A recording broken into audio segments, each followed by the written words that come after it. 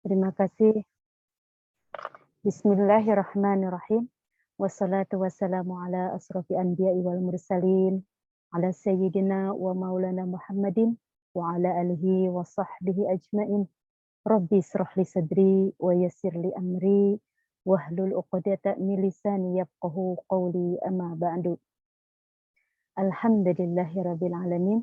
Segala puja dan puji syukur senantiasa kita panjatkan kepada Allah Azza wa Jalla yang telah memberikan kita semua berupa nikmat sehat, nikmat iman, dan nikmat waktu yang telah diberikan kepada kita semuanya untuk menghadiri acara kajian rutinan SMI yang insya Allah selalu diadakan di setiap minggu, yaitu di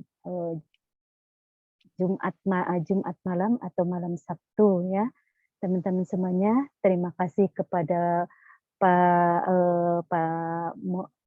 Ustadz Muhammad Iqbal yang telah berkenan hadir di malam ini untuk memberikan materi kepada kita semua. Juga kepada teman-teman semuanya saya ucapkan terima kasih atas kehadirannya. Semoga acara ini diberkahi oleh Allah Azza wa Jalla dan kita semuanya selalu diberikan hidayah dalam memanage waktu dengan sebaik-baiknya waktu yang kita manfaatkan insya Allah. Tidak lupa salawat serta salam semoga terlimpah untuk Nabi junjungan kita, Nabi Muhammad Sallallahu Alaihi Wasallam. Mari sebelum kita memulai acara, kita membaca dulu salawat bersama-sama ya teman-teman. Semoga majelis kita atau perkumpulan kita Allah berkahi dan mendapatkan syafaat Rasulullah Sallallahu Alaihi Wasallam. Bismillahirrahmanirrahim. Allahumma salli wa sallim ala sayyidina Muhammadin wa ala ali Muhammad. Alhamdulillah, sebelum kita memasuki kepada acara yang berikutnya, mari saya baca dulu susunan acara, yaitu pembukaan yang telah saya sampaikan barusan, dan yang kedua ada tilawah Al-Quran. Tadinya sih mungkin ada teman-teman yang mau membacakan tilawah, saya persilahkan. Adakah di antara teman-teman yang mau bersedia membaca tilawah? Silakan. Ada teman-teman? Boleh dibuka dulu voice-nya kalau ada. Kalau tidak ada, ya sudah, saya yang insya Allah membawakan tilawah, ya. Dan nanti acara yang ketiga yaitu materi yang akan dibawakan oleh Pak Dr. Iqbal Muhammad. Alhamdulillah Bunda Bintan sudah masuk. Bunda Bintan masuk tuh. Iya, yang akan dibacakan oleh materi yang akan disampaikan oleh Pak Muhammad Iqbal, yaitu dengan materi agar BNI atau PNI bahagia. Dan nanti acara yang selanjutnya, Putri tolong yang berikut di unmute dulu tuh, biar tetehnya bisa ini. Dan acara yang keempat yaitu nanti tanya jawab, insya Allah teman-teman bisa bertanya langsung kepada Pak Ustadz. Untuk mempersingkat waktu, Bunda Bintan apa sudah siap? Bu Bintan? Bunda Bintan? Ukti ya. Bintan, sudah siapkah untuk membacakan ayat suci Al-Quran? Saya di jalan ini, Teh. Oh, di jalan. Jadi belum siap? Eteh aja. Ya udah. Ya sudah, kalau begitu saya akan membacakan surah Al-Ahzab ayat 21 insyaallah. A'udzu billahi minasy syaithanir rajim. Bismillahirrahmanirrahim.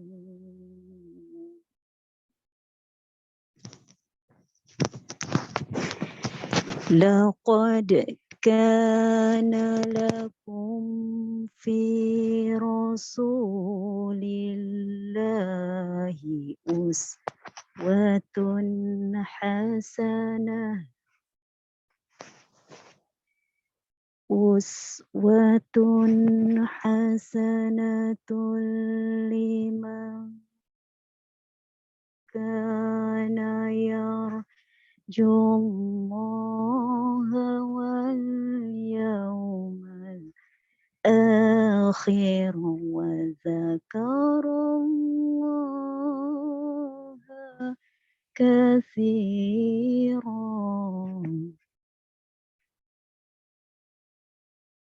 Walamma ra'al mu'minuna al-ahzaba qalu hadza ma wa'adana Allahu wa rasuluhu.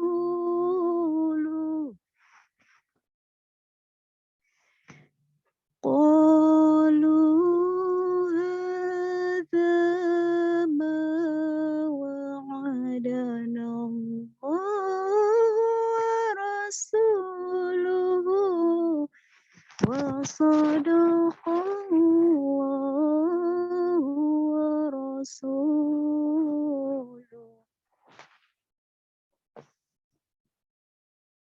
وما زادهم إلا إيمانا وتسليما.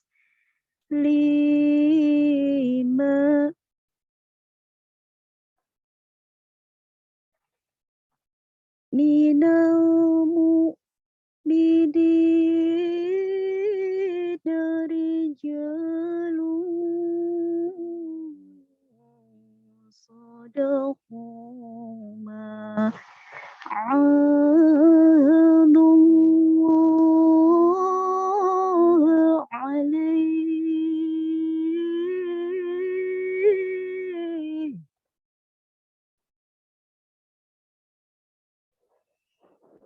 فمنهم من قضى نحبه ومنهم من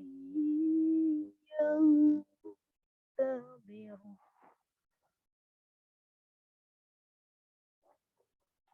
وما بدلوا تبديلا.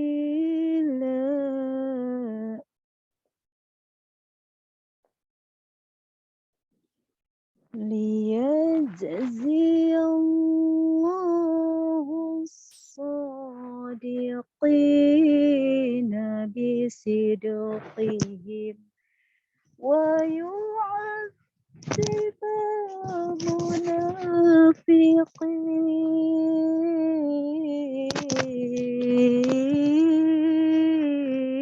المنافقين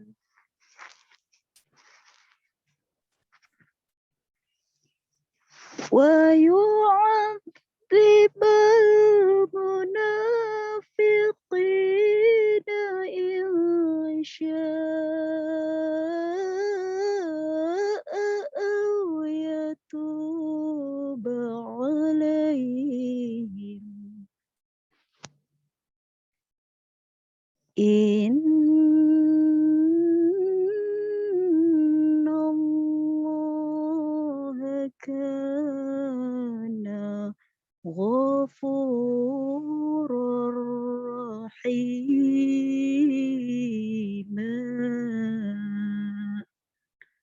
صدق الله العظيم.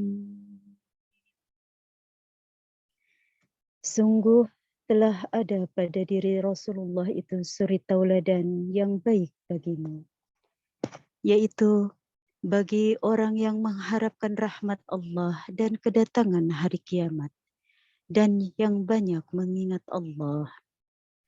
Dan ketika orang-orang mukmin melihat golongan-golongan yang bersekutu itu, mereka berkata, inilah yang dijanjikan Allah dan Rasul-Nya kepada kita. Dan benarlah Allah dan Rasul-Nya. Dan yang demikian itu menambah keimanan dan keislaman mereka. Di antara orang-orang mukmin itu ada orang-orang yang menepati apa yang telah mereka janjikan kepada Allah. Dan di antara mereka ada yang gugur. Dan di antara mereka ada pula yang menunggu-nunggu dan mereka sedikit pun tidak mengubah janjinya. Agar Allah memberikan balasan kepada orang-orang yang benar itu karena kebenarannya dan mengazab orang munafik jika dia kehendaki atau menerima tobat mereka. Sungguh Allah Maha Pengampun, Maha Penyayang. Maha benar Allah dengan segala firman. Alhamdulillahirabbil alamin. Afwan bila banyak kesalahan ya teman-teman semuanya, juga untuk Pak Ustadz.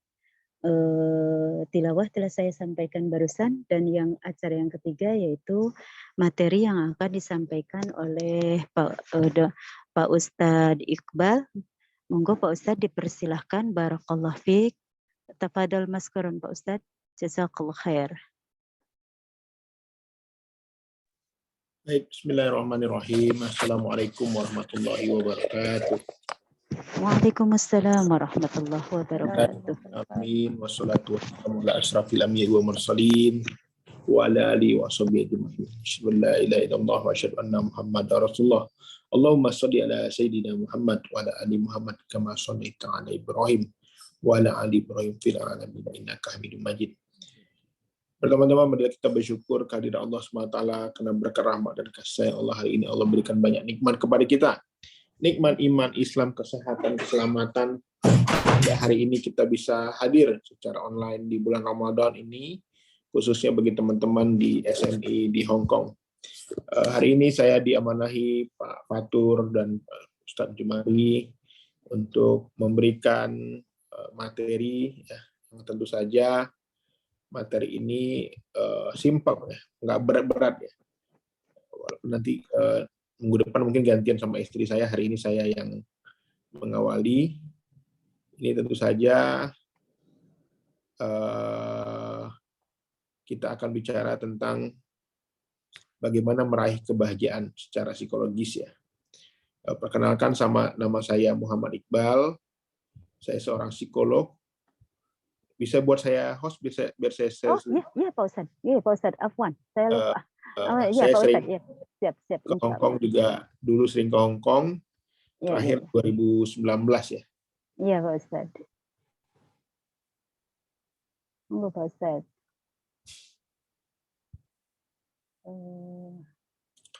Oke, rekan-rekan sekalian, terima kasih atas kesempatannya. Sekarang walaupun pandemi sudah mulai berakhir ya, tentu saja efek-efek pandemi ini masih saja menghantui kita, khususnya pada kesehatan mental kita. Banyak di antara kita mungkin yang jenuh, bosan ya. Apalagi saya tahu betul Hong Kong yang dulu awalnya itu bebas, ya, sekarang mungkin dibatasi ya. Ini tentu saja berdampak kepada kondisi kejiwaan kita, psikologis kita. Bingung, bosan, frustasi, kesepian, apalagi teman-teman yang bekerja sebagai PMI yang jauh dari keluarga, tentu saja ada rasa jenuh, ya, ada rasa takut ya, dan lain-lain. Ada sebuah pepatah yang mengatakan mensana in corpore sano, mental yang kuat terdapat dalam fisik yang sehat. Nah, banyak orang beranggapan bahwa kebahagiaan itu hanya pikiran, padahal sebenarnya kebahagiaan juga didapat dari kesehatan fisik. Kalau olahraganya rajin, fisiknya kuat, insya Allah juga membuat kesehatan mentalnya baik. Ada beberapa ciri-ciri orang yang mentalnya sehat, yaitu perubahan moodnya wajar, tidurnya baik, merasa penuh energi, mampu bekerja dengan baik, mampu bersosialisasi secara aktif. Namun ada yang sakit mentalnya atau kesehatannya terganggu. Apa itu? Khawatir yang intens, sudah marah, emosi yang murung, kesulitan atau tidak bisa tidur, sangat kelelahan secara fisik, tidak dapat bekerja atau melakukan aktivitas lain, dan mengisolasi diri. Ada juga yang injured, yaitu yang terganggu, yang mudah marah, sedih, tidak berdaya, ya, sulit beristirahat, atau gangguan tidur, malas lelah. Makanya teman-teman yang hari ini kehilangan semangat, gangguan tidur, mudah emosi, itu juga sebenarnya adalah masalah dengan kesehatan mentalnya. Hasil penelitian selama 30 tahun membuktikan bahwa kondisi psikologis mental mempengaruhi bagaimana respon sistem imun tubuh menjaga kestabilan fisik. Jadi fisik dan psikis ini satu kesatuan. Ada namanya stres hormon atau kortisol. Tubuh bereaksi terhadap kondisi mental, stres, dengan mengeluarkan hormon kortikosteroid atau kortisol yang dampaknya memblok kinerja hormon-hormon yang berfungsi meningkatkan sistem kinerja sistem imun kita. Jadi hormon kortisol inilah yang mempengaruhi kebahagiaan kita. Kalau kita stres dengan mengeluarkan hormon kortikosteroid yang dapatnya memblok kinerja hormon-hormon yang berfungsi meningkatkan kinerja sistem imun kita. Akhirnya kalau orang stres itu dia mudah terkena penyakit, mudah lemah. Apa itu hormon kebahagiaan? Ada 3 hal. Yang pertama, dopamin.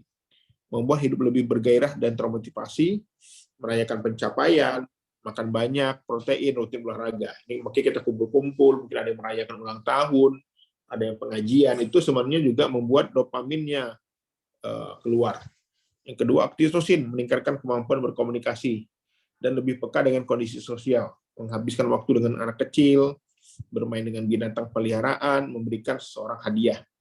Itu bagian oksitosin. Ada namanya hormon serotonin, mendorong hati merasa bahagia dan mengurangi rasa sakit. Contohnya meditasi, mungkin zikir, berjemur di bawah matahari, dan jalan santai di udara segar. Misalnya di Victoria Park, jalan kumpul-kumpul keluarga.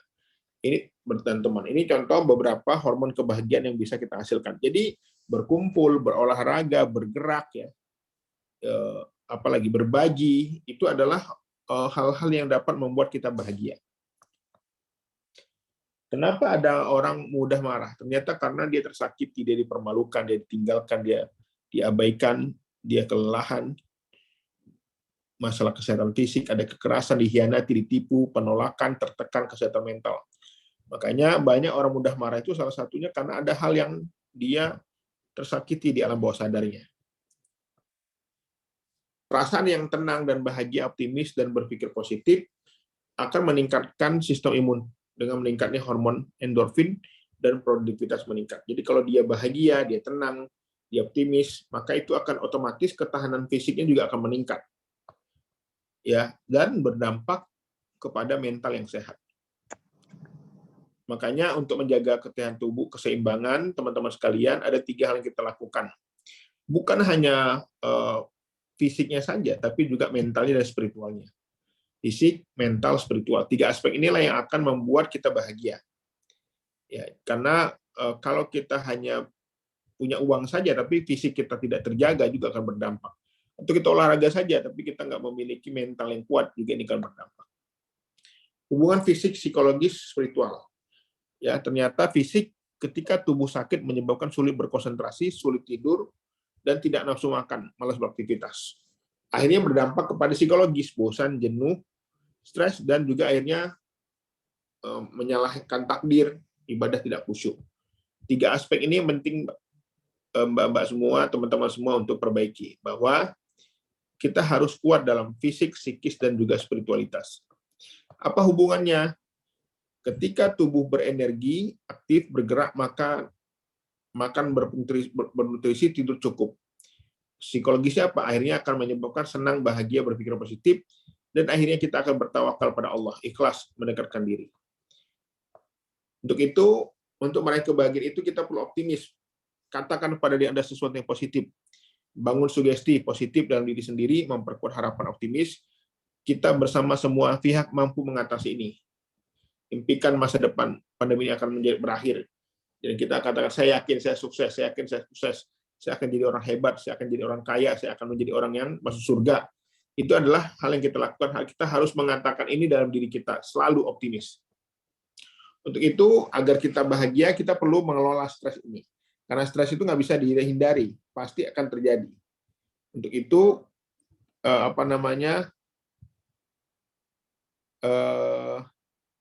kita perlu merasakan bagaimana dampak positif apabila kita mengelola stres. Ketika kita menghadapi stres itu artinya tertekan, tekanan. Orang menghina kita itu stres. Kemudian atasan memarahi kita, majikan memarahi kita, itu menjadi sumber stres. Tekanan, stres itu artinya tekanan. Untuk itu kita perlu mengenal sumbernya. Apa nih? Contoh kata-kata orang yang menghina kita, itu bisa jadi sumber stres. Mengetahui macam-macam coping, caranya mengatasinya, menerapkan coping yang sesuai, menerapkan cara yang sesuai untuk mengatasinya, meningkatkan batas ambang daya tahan, dan mencegah stres yang kronis. Misalnya, ketika kita tertekan oleh kata-kata orang, maka kita harus mengetahui bahwa sebenarnya tidak semua kata-kata itu tujuannya buat kita. Bisa jadi karena kita yang terlalu sensitif. Untuk itu, tekanan itu harus dikelola. Dia nggak mungkin dihindari, nggak mungkin tidak terjadi. Bagaimana kita stres terhadap majikan, stres terhadap alam, ya, lingkungan, musim dingin, musim panas, ataupun kita menghadapi tekanan dari akibat kampung halaman, permintaan orang tua, anak, suami, yang mungkin membuat kita tertekan. Untuk itu, kita harus mampu mengelola. Orang ketika stres itu ada macam-macam. Ada yang lapar, ada yang makan aja bawahnya, ada yang belanja, ada yang jalan-jalan, ya, ada yang tidur. Nah, kita yang terbaik bagaimana? Stres yang terbaik adalah ketika kita bisa mendekatkan diri pada Allah. Kita ikhlas, berlapang dada. Karena sesungguhnya di dalam hidup ini tidak ada masalah yang besar. Yang ada hanyalah hati dan pikiran kita yang sempit. Kalau pikiran kita sempit, hati kita sempit, maka kita akan mudah sekali tertekan. Ya, ini penting sekali. Cara terbaik untuk mengelola stres di masa-masa sulit adalah melalui perawatan diri atau self-care. Center for Disease Control of Prevention.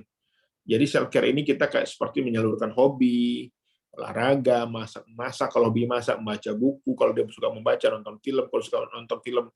Jadi, cara terbaik adalah dengan cara kita melalui perawatan diri. Makanya harus ada budget bagi teman-teman yang sudah punya gaji, harus ada budget kapan ke salon, kapan pergi berenang, kapan ke pengajian, kapan untuk ngopi, ya, kapan untuk kumpul-kumpul di Victoria dan lain-lain. Itu contohnya penting. Jadi, kita harus merawat diri kita. Kadang-kadang kita sibuk mencari uang, kita lupa dengan diri kita. Uang kita kirim ke kampung. Padahal kita perlu juga maintenance. Ibarat mobil, mesin, motor, kalau dia tidak pernah diservis, dia juga akan cepat rusak. Jadi kita perlu maintenance diri kita dengan perawatan diri atau self-care tadi. Berikan relax, ya, berikan diri Anda jeda sebentar untuk sekedar merenung, beristighfar, atau pergi ke masjid Simsasi, makan masakan Chinese set Muslim misalnya. Itu juga bagian dari self-care. Jadi kita perlu rileks, ngopi, berkumpul dengan teman.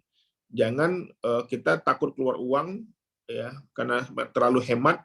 Akhirnya kita mengabaikan kesehatan fisik dan psikis kita. Ya, sebagai ibu, apalagi teman-teman yang berada di sana yang sudah menikah misalnya, penting juga tetap memperhatikan diri Anda sebagai menjaga kesehatan dan mood untuk tenang, bahagia dalam mendidik anak.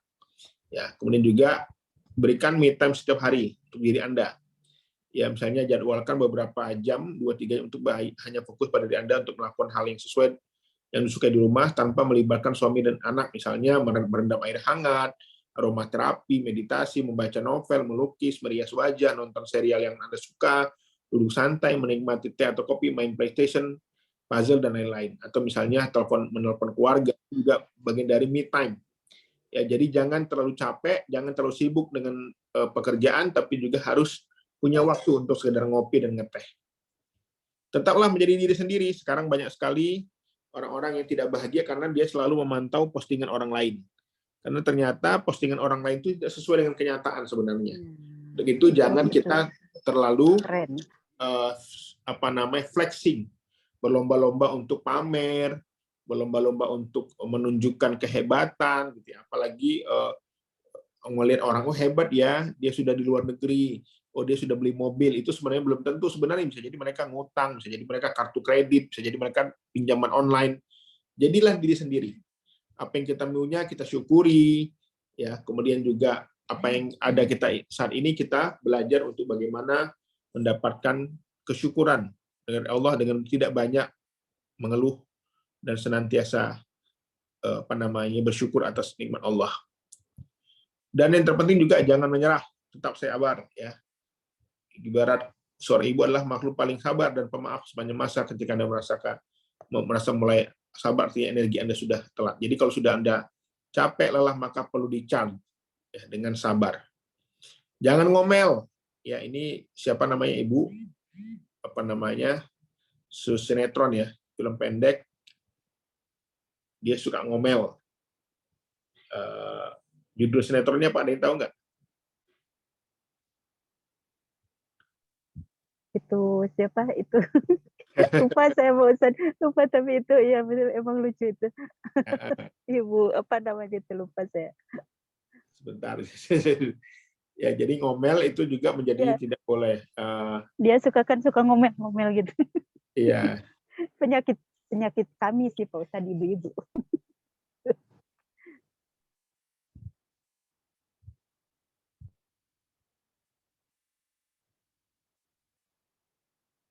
Ya, nanti saya cari, lupa saya nomor filmnya. Jadi jangan Butejo, nggak salah ya, Butejo ya. Betul, Bu Tejo, betul. Bu Tejo. Karena ngomel itu akan membuat kita itu capek dan lelah. Akhirnya kita nggak bersyukur, akhirnya kita mudah marah, kita akhirnya stres sendiri gitu. Ini penting sekali agar mengurangi ngomel. Ya. Apa yang kita bisa lakukan untuk diri kita? Pertama adalah tidur malam yang cukup. Ini penting ya. Jadi apalagi bulan Ramadan nanti akan bangun sahur, cukup tidur ini membuat kita akan lebih tenang, lebih sehat, lebih kuat.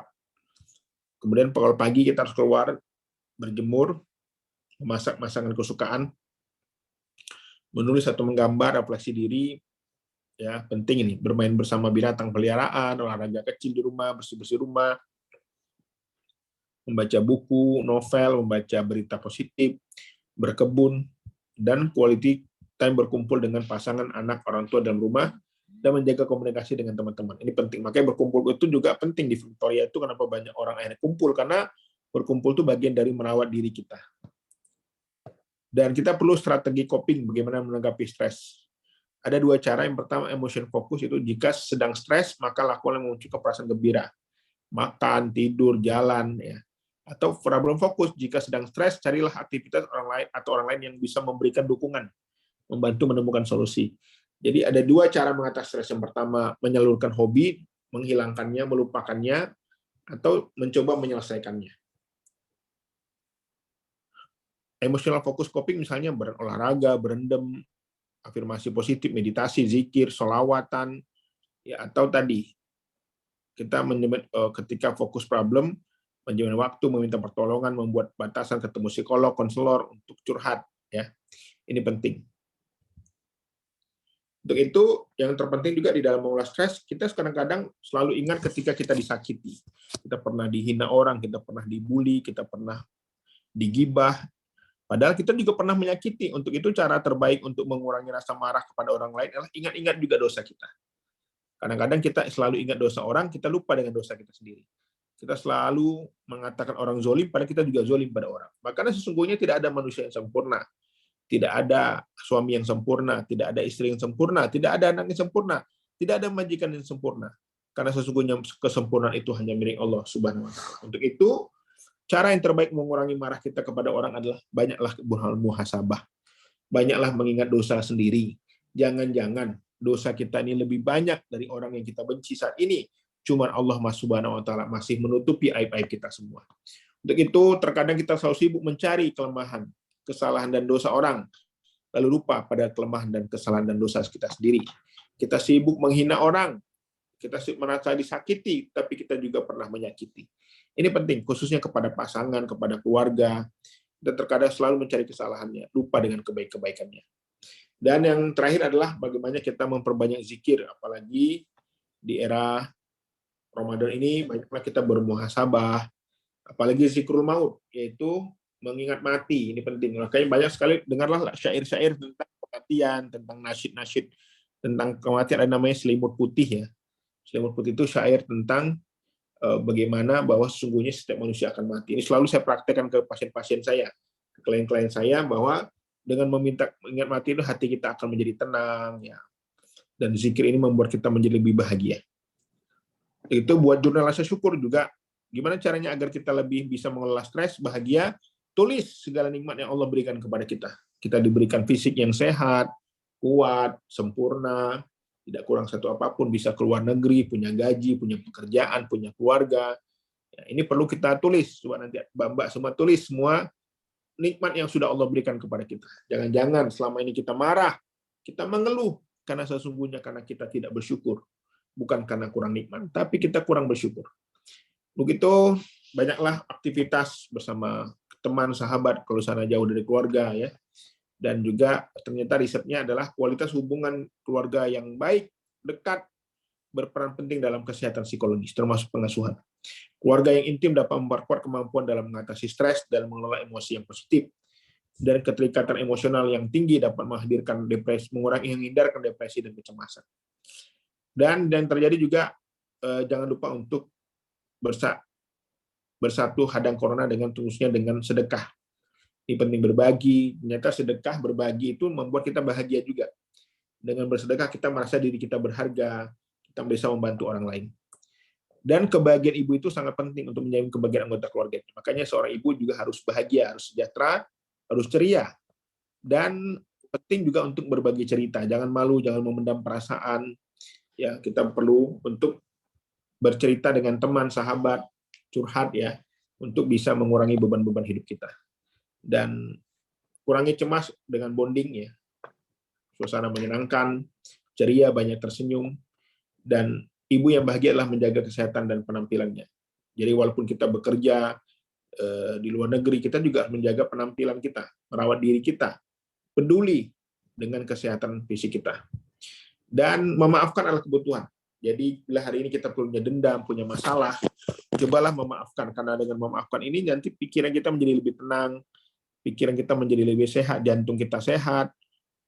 Bahkan banyak riset mengatakan dengan memaafkan akan banyak muncul emosi-emosi yang positif yang mengalahkan emosi negatif seperti perasaan benci, marah.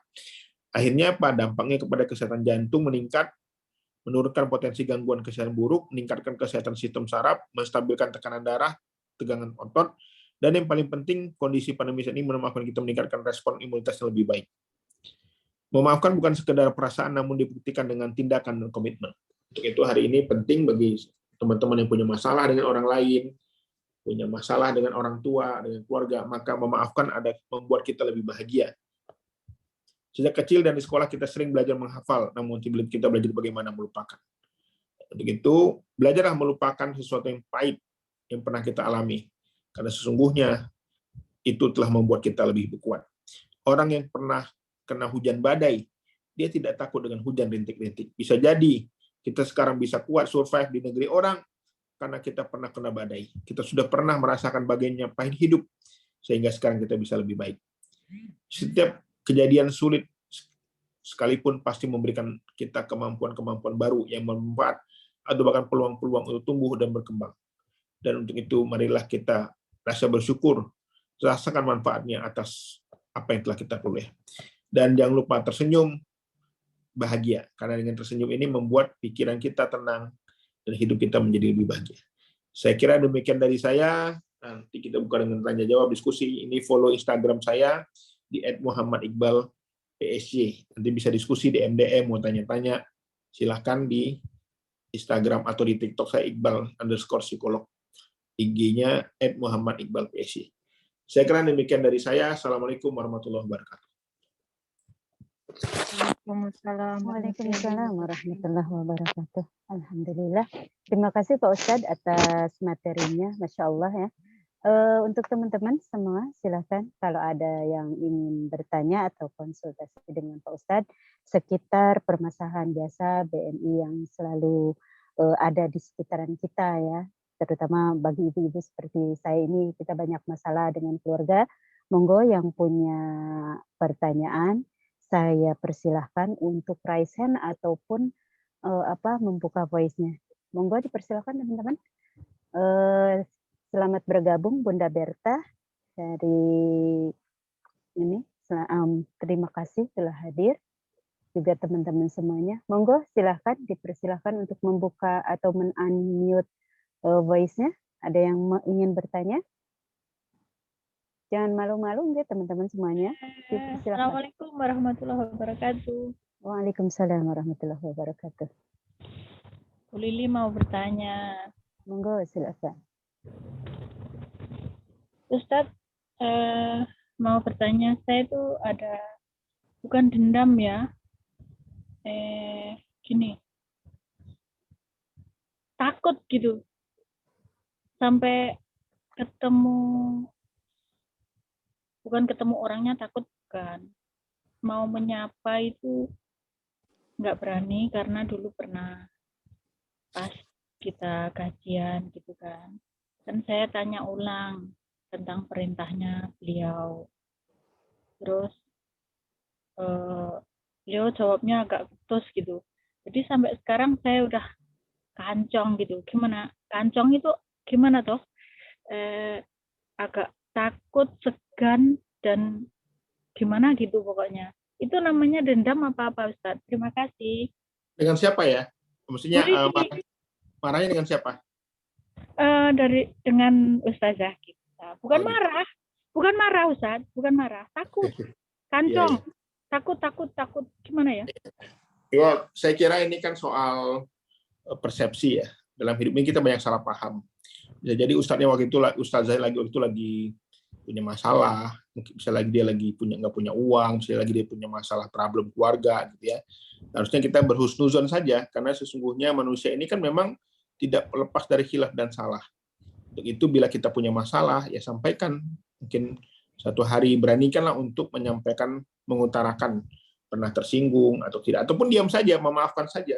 Karena sesungguhnya dalam hidup ini tidak ada masalah yang besar, yang ada hanya hati dan pikiran kita yang sempit.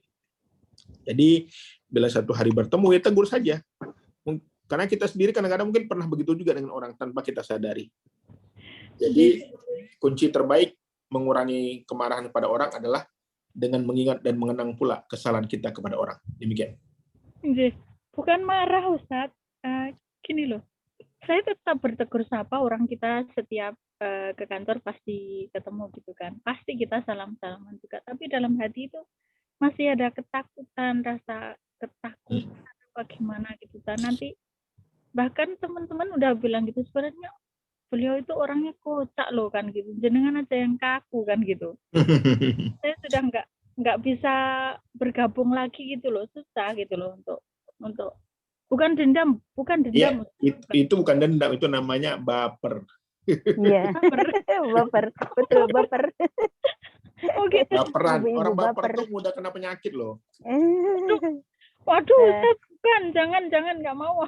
Makanya orang yang kuat itu adalah orang bagaimana yang, itu untuk mencari solusi biar nggak baperan gitu Pak Ustadz tuh. Iya, kebanyakan anak-anak itu ya biasanya kalau baperan itu di apa di-upload di status misalkan seperti nyindir gitu ya. Iya itu bagaimana tuh agar secara cerdas gitu. Kita kadang-kadang tanpa disadari kita menggali kuburan kita sendiri. Betul. Ketika kita baper, kita sendiri yang merugi gitu. Orang yang kita sakit, orang yang kita baperin tidur nyenyak, makan enak. Malah kita yang akhirnya tersakiti. Makanya kuncinya adalah berlapang dada. Ingat-ingat juga dosa kita. Dan yang terpenting adalah berpikir positif. Berpikir positif. Jadi apapun yang terjadi pada kita merasa pernah dizolimi, disakiti, ya kadang-kadang tak ada asap kalau tak ada api. Ya, jangan sampai kita itu istilah pepatahnya buruk muka, cermin dibelah. Kita yang buruk akhlaknya, orang yang disalahkan. Subhanallah. Ini loh orang, cuman kita kan masih belajar waktu itu, saya masih belajar gitu kan. Terus kata beliau itu, saya sudah bagus gitu, udah kamu naik aja ke kelas sana sama bapak kan gitu kan. Nah, saya kan nggak percaya, orang saya masih baru jilid 2 gitu, kok langsung disuruh saya ulang lagi bertanya gitu, nggak percaya gitu loh Ustaz. Terus beliaunya jawabnya itu aduh gitu, bikin aku takut, jadi langsung diem gitu, aku udah nggak ngomong sama sekali, udah langsung maju aja ke kelas sebelahnya gitu. Ya Allah gitu, sampai sekarang nggak bisa, bukan nggak memaafkan sama sekali. Saya nggak dendam, bukan, cuman takut kalau mau bercanda lagi, tanya apa yang agak apa gitu, saya memang takut gitu. Jadi lebih baik menjaga gitu, cuman gitu aja. Kalau nggak penting gitu, nggak komunikasi gitu. Itu dosa. Aku juga nggak mau jadi sakit loh. Terima kasih. Jawabannya sudah barusan sudah Pak Ustadz sudah ini kan Ufi Lili. Masih ada yang perlu ditanyakan atau pertanyaan yang lain? Kalau misalkan ada, monggo. Kalau enggak, mungkin ada di antara teman-teman yang lain juga yang ingin bertanya mungkin. Ayo teman-teman, nggak usah ini punya, misalkan jenengan punya pertanyaan, dipersilakan untuk unmute ya. Mumpung ini Pak Ustadznya beliau konseling ya, jadi jenengan semua bisa langsung bertanya di sini lebih afdol ya. Siapa tahu ketika jenengan bertanya juga sama dengan keadaan kita semua gitu. Jadi bisa mengambil hikmahnya, maksud saya gitu. Monggo teman-teman dibuka. Ada yang mau bertanya? Saya Teh mau bertanya. Boleh, monggo. Gimana caranya kita berbuang Salam rasa dulu. prasangka? Assalamualaikum Pak Ustadz, maaf terlalu bersemangat. Ya, simpel aja sih Pak Ustadz pertanyaannya. Gimana kita membuang prasangka-prasangka buruk ke orang lain gitu Pak Ustadz. Ya, itu aja sih Pak Ustadz. Terima kasih Pak Ustadz. Ya, prasangka buruk itu secara psikologis terjadi karena ada rasa kecemasan, ada rasa curiga. Ya. Makanya prasangka itu akan hilang kalau kita merasa dekat dengan Allah. Kalau kita merasa dekat dengan Allah, optimis, ya, ibadah kita bagus, kita mungkin mengurangi kecemasan kita. Prasangka itu muncul karena kita tidak percaya diri, kita takut. Ya, padahal di dalam dunia ini apa yang kita takutkan? Semuanya kita akan mati. Semuanya akan menghadap Allah. Ya, jadi doktrin ini yang kita kuatkan dalam diri kita bahwa kita ini manusia sama, kita semua ciptaan Allah. Ya, jadi prasangka justru membuat kita nggak bisa tidur. Ya.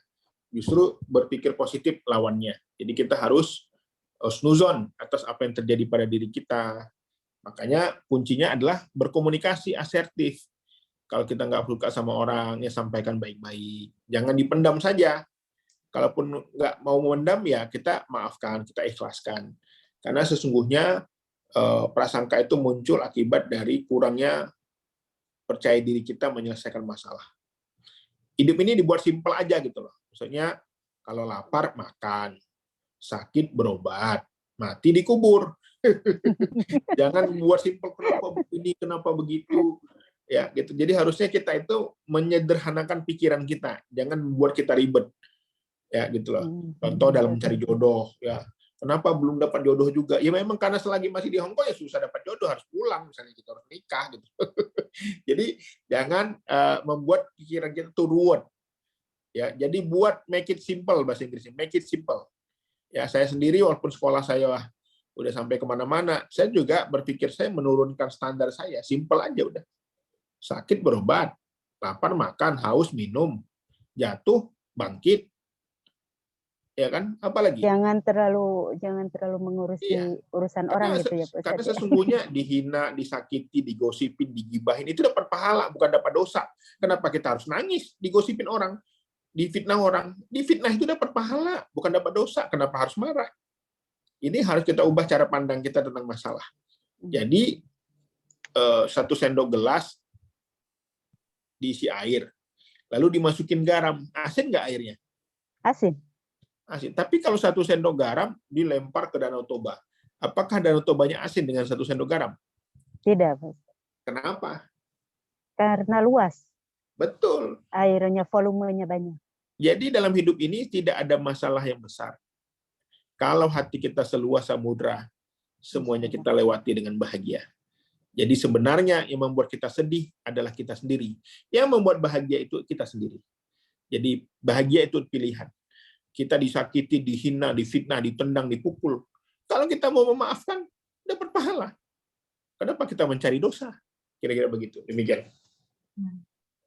Terima kasih atas penjelasannya Pak Ustadz. Terima kasih Pak Bisa Ustadz, dipengerti sih. jawabannya. Semoga memuaskan ya untuk jawaban dari Pak Ustadz.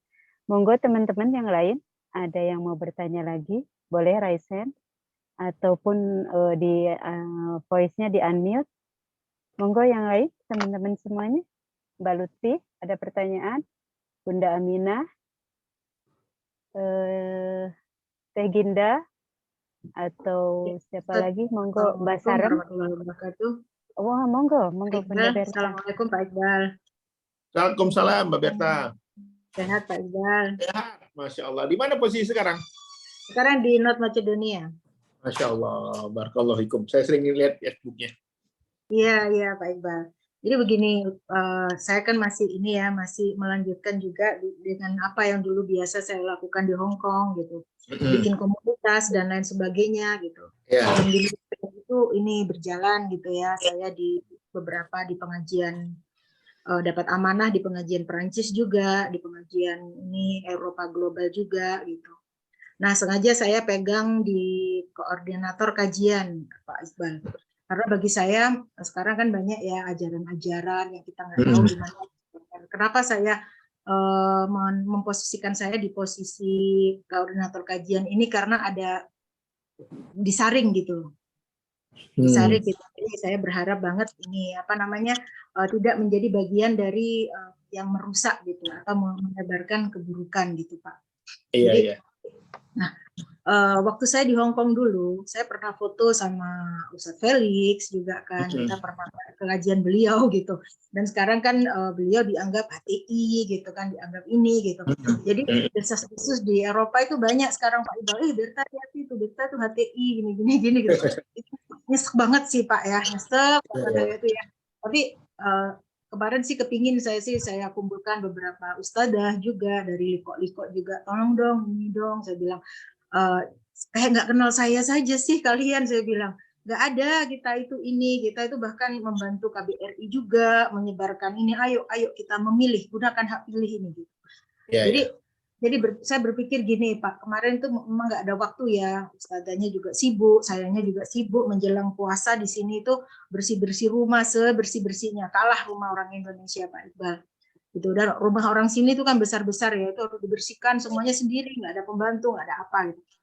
Saya itu sedang menata hati Pak Iqbal, mencoba menata hati gitu loh. Saya cuma gini, kalau kita nyerah gitu, apakah saya harus menegur yang ini, yang berbicara gitu, yang menebarkan tentang hal itu gitu Pak.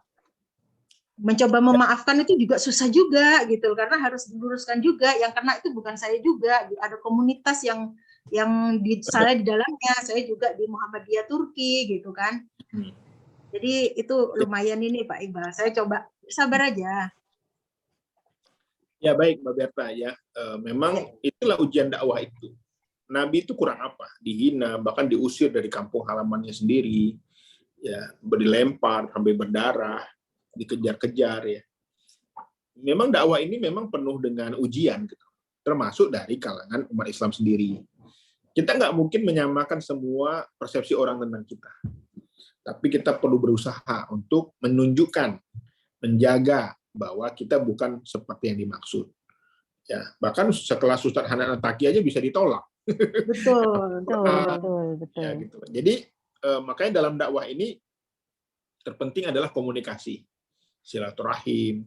Kan sebenarnya karena mereka nggak kenal aja siapa Mbak Berta, gitu. Karena nggak kenal, makanya caranya adalah coba berkenalan, silaturahim. Nggak usah kita memusuhi mereka. Betul. Dan kedua, menuntut informasi. Jadi kalau pernah foto sama Felix, coba besok-besok foto sama Ustadz NU, foto sama gitu. Jadi supaya ia dianggap permainan dunia aja gitu loh, nggak usah terlalu baper banget gitu. Karena kasihan juga Ustadz-Ustadz ini karena dituduh ya. Iya betul. Tapi itulah tantangan dakwah gitu. Bahwa dakwah itu nggak mudah. Bahwa dakwah itu penuh onak dan duri. Nabi sendiri yang sudah dijamin Allah masuk surga juga diuji dengan dakwah itu, sampai giginya melepas, dilempar, dipanah, diusir dari kampung halamannya di Mekah sampai dia hijrah ke Madinah. Itu kan sebuah perjuangan. Semakin orang menghina kita, ingat ya, semakin kita dihina, disakiti, dizolimi, difitnah, kita dapat pahala. Kenapa kita harus marah? Ya, harusnya kita berbahagia. Alhamdulillah, aku dapat pahala hari ini. Aku dicuek, aku dijudesin, aku dijutekin, aku dihina. Yang terpenting tetaplah berbuat baik. Karena akhlak inilah yang membuat kita itu bisa diterima. Kenapa ya? Nabi Muhammad itu nggak pernah membangun istana, nggak pernah membangun masjid menara yang tinggi, tapi cahayanya sampai ke seluruh dunia, ke Hong Kong, masuk dunia, ke Eropa. Kenapa? Karena akhlaknya yang mulia, gitu loh. Bukan karena bangunannya. Jadi semakin kita itu berlapang dada, mudah tersenyum, semakin kita itu sabar, disitulah orang akan sayang dengan kita, termasuk pasangan kita.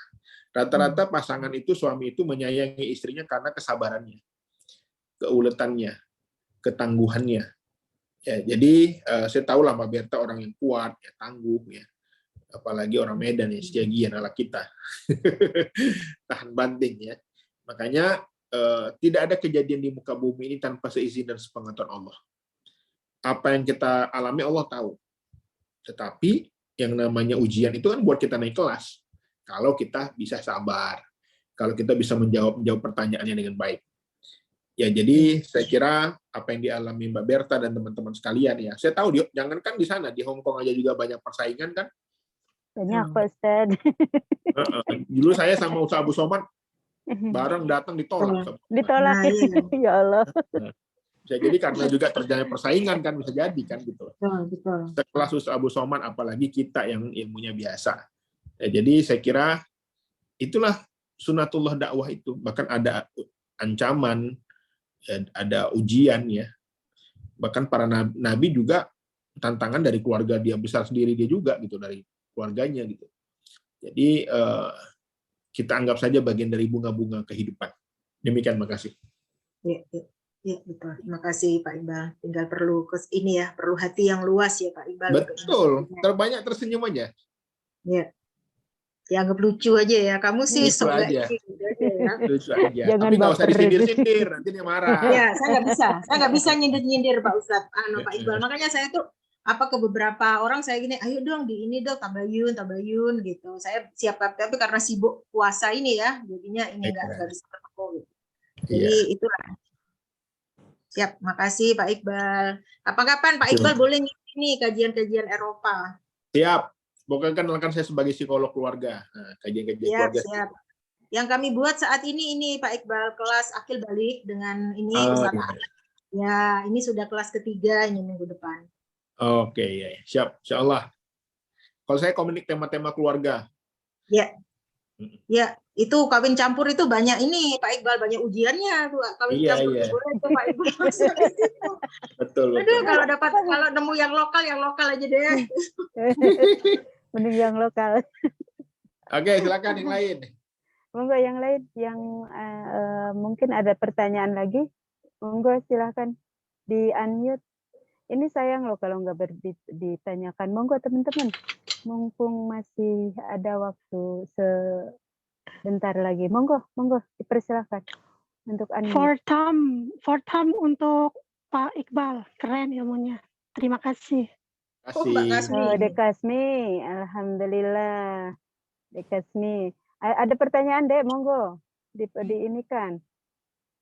Atau yang lainnya monggo. Silakan. Ada lagi yang lain? Tidak ada? Sayang loh kalau nggak ditanyain. Ayo monggo.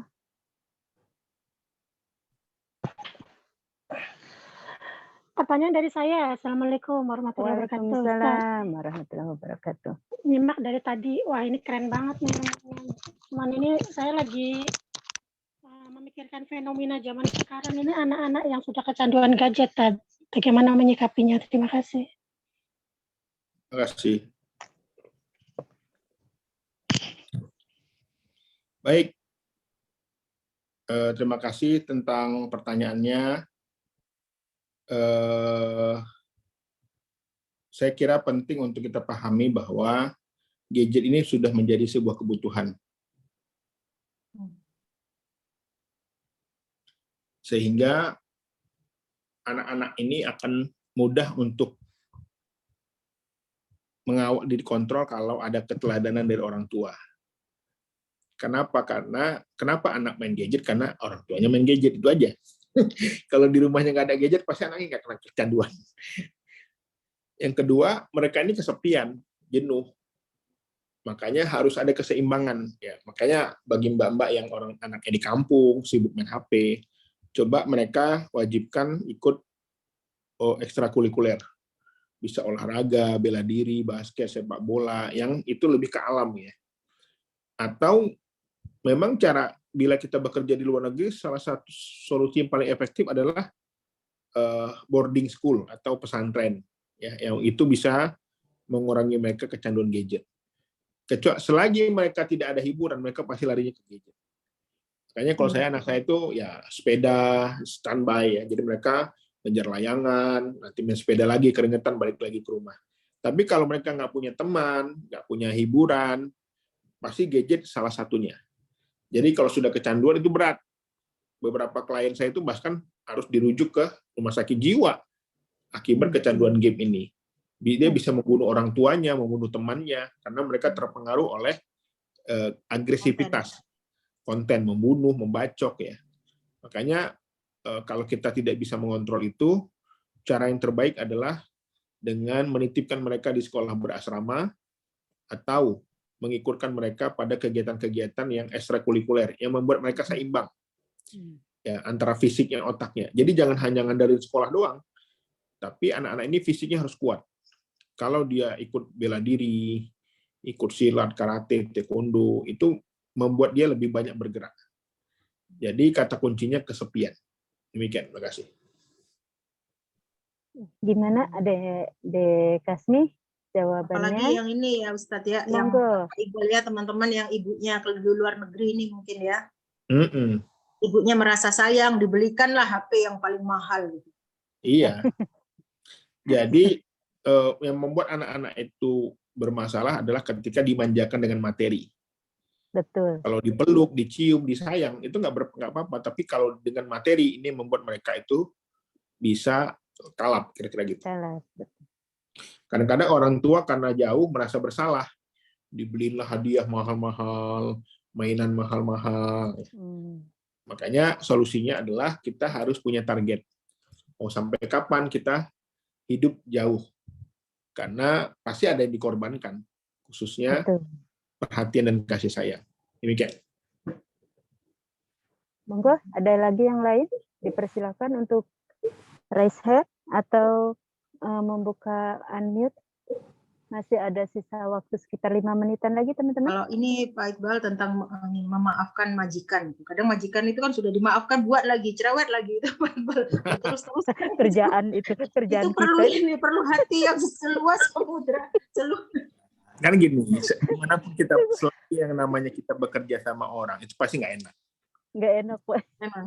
Jadi kita sudah memilih, maka kita harus bertanggung jawab atas pilihan kita. Kan dari awal sebelum berangkat udah dikasih tahu sama orang-orang kan. Jadi majikan nanti begini, begitu, udah tahu kita. Tapi kita tetap mengambil ini, maka nikmati aja. Gitu loh. Karena selagi kita masih bekerja sama orang, yakinlah itu nggak enak. Saya aja di kampus jadi dosen, tetap nggak enak juga kalau saya pikir-pikir. Pasti ada aja nggak enaknya gitu loh. Untuk itu, sama kayak kita nikah sama orang. Orang udah bilang, jangan, kita enggak lah, dialah cintaku, rinduku. Ya kita nikmatin dong. Itu kan pilihan kita. Barang rusak, jangan dibuang. Tapi barang rusak diperbaiki. Kalau semua orang dewasa mengambil barang rusak lalu dibuang, hancurlah negeri ini. Untuk itu kalau ada kurang-kurang, ada kelemahan, ya berdamai aja dengan segala kekurangannya. Karena sesungguhnya tidak ada majikan yang sempurna. Karena kita pun bukan pekerja yang sempurna pula.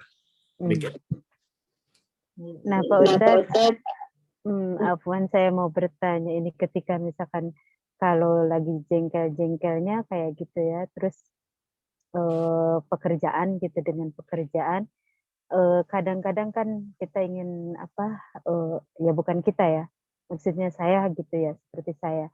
Kalau misalkan saya lagi jengkel-jengkel gitu yang nggak bisa ini, saya suka ya Allah gitu ya Allah gitu sambil ngusap dada gitu. Ya Allah, sabarkan saya. Pisah-pisah Tapi gitu. bilang ya Allahnya itu loh Pak Ustadz gitu ya. Ya Allah, sabarkan saya gitu. Nah itu gimana Pak Ustadz? Ya Allahnya tapi ya Allah kayak gimana gitu ya. Hati itu kayak nggak ikhlas itu. Itu Ya, bagaimana Pak baik. Ustadz? Ya, makanya cara pandang kita harus dirubah tadi. Mhm. Setiap kita dizolimi, disakiti, itu kan dapat pahala, bukan dapat dosa. Kenapa kita harus marah? Kenapa kita harus nyesek gitu? Ada orang nggak bayar hutang kita, ya kan? Itu kita dapat pahala loh, orang nggak mau bayar hutang. Masya Allah, amin. Kalau kita Amin. teriak-teriak, kita marah-marah, ya hutang uang kita nggak kembali juga. Nggak kembali, iya betul. Sekarang yang utang lebih galak, Pak. Galak kita. Lebih galak saya malah diblokir. Iya, diblokir, ada yang ngutang tiba-tiba besok-besok di jalan-jalan ke mall posting, padahal kita nggak ke mall ya kan. Iya. Ya, makanya tadi kita jangan pamer juga di sosmed. Kalau kita pamer di sosmed pasti banyak yang ngutang. Flexing. Itu sunatullahnya. Makanya orang zaman dulu itu kalau punya uang dia pura-pura susah supaya nggak ada banyak yang datang. Pelit itu mah Pak Ustadz. Jadi makanya cara yang terbaik adalah dengan kita mengambil pelajaran hikmah. Ya. Kita juga nggak boleh terlalu culun juga, harus terus terang juga, harus berani mengutarakan juga gitu loh. Tapi kalau kita disakiti, dizolimi, ditipu, itu kan dapat pahala, bukan dapat dosa. Untuk itu bersyukur aja, mau gimana lagi gitu. Karena sesungguhnya di dunia ini hidup kita ini sementara. Ini kayak permainan senda gurau aja. Sesungguhnya yang terbaik nanti adalah di akhirat. Disitulah kita akan dipertanggungjawabkan apa yang kita miliki. Demikian. Jazakallah khair atas jawabannya Pak Ustadz. Monggo yang lain. Satu lagi ya, kalau ada ya. Soalnya udah satu lagi saja ya Pak Ustadznya. Kalau masih ada. Kalau enggak ada teman-teman. Cukup ya? Kalau ya cukupkan saja Pak Ustadz. Monggo dipersilakan untuk dengan doa penutup sama Pak Ustadz juga. Baik. Nanti Teman-teman, makasih ya Pak Fatur ya sudah memfasilitasi saya. Udah lama saya nggak silaturahim ini. Masya Allah. Karena saya sekarang jadi rektor ya, ketua Sekolah Tinggi Ilmu Ekonomi di Jakarta. Jadi saya lebih banyak sekarang standby di kampus. Terima kasih atas silaturahimnya. Sini banyak yang saya kenal ini. Ada Mbak Ginda ya, ada Mbak siapa Lutfi, yang Lutfi. Lia, ada Mbak Lia. Ya Mbak Lutfi sama Mbak Lutfi ya, salam kenal semuanya kembali. Semoga tetap silaturahim. Marilah kita beristighfar. Astagfirullahaladzim. A'udzubillahi minasyaitonirrajim. Bismillahirrahmanirrahim. Alhamdulillahi rabbil alamin. Arrahmanirrahim. Maliki yaumiddin. Iyyaka na'budu wa iyyaka nasta'in. Ihdinas siratal mustaqim. Siratal ladzina an'amta 'alaihim ghairil maghdubi 'alaihim waladdallin. Amin. Allahumma inna nas'aluka salamatan fid din wa afiatan fil jasadi wa barakatan fi rizqi wa taubatan qoblal maut wa rahmatan 'indal maut wa maghfiratan ba'dal maut. Allahumma hawin alaina fi sakaratil maut wan najata minan nar wal haqqa indal hisab. Allahumma firli muslimina wal muslimat wal mu'minina wal mu'minat al ahya minhum amwat birahmatika ya arhamar rahimin. Rabbana atina fid dunya hasanah wa fil akhirati hasanah wa qina azabannar. Ya Allah, Tuhan kami, berikanlah kami ketenangan, kesabaran, kekuatan. Karena sesungguhnya apa yang kami miliki adalah anugerah darimu. Harta kami, gaji kami adalah titipan darimu. Semuanya juga akan kami pertanggungjawabkan kepadamu. Ya Allah, Tuhan kamu, berikanlah kami kemantapan hati untuk senantiasa bisa berkumpul dengan keluarga kami, untuk menjaga keluarga kami, anak kami. Semoga kami semua bisa berkumpul di akhirat nanti. Subhana rabbika rabbil izzati amma yasifun. Wassalamu ala mursalin walhamdulillahi rabbil alamin. Taqabbalallah. Alhamdulillahirabbil alamin. Terima kasih Pak Ustadz atas tausiahnya juga. Selamat beristirahat dan selamat menunaikan sahur insyaallah nanti. Semoga kita semua diberikan kelancaran juga kesehatan serta kekuatan dan diterima amal ibadah kita semuanya di bulan suci Ramadan ini insyaallah. Untuk Pak Ustadz, monggo kalau misalkan Pak Ustadz mau mengundurkan diri untuk lab, monggo. Nanti minggu depan gantian sama istri saya ya. Iya Pak Ustadz, insya Allah. Amin ya Allah. Semoga Allah mudahkan. Assalamualaikum, pamit. Waalaikumsalam warahmatullahi wabarakatuh.